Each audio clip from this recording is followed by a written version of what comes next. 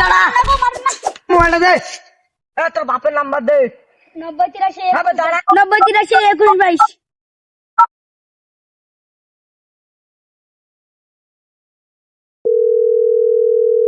জীবন মানে তো যন্ত্রণা। उठाइए ना उठाइए ना उठाइए ना শালারে ফোন করেছে। কোন শালারে? আরে বাবা আবে আমি বে তোর ব্যাগটা আমার হাতে। তোর ব্যাগটাকে যদি বাঁচাতে চাস তাহলে 20 লাখ টাকা নিয়ে আয়। আবে লে তোর বাপের সাথে কথা বল। আব্বা আব্বা আমাকে বাঁচাও তাড়াতাড়ি।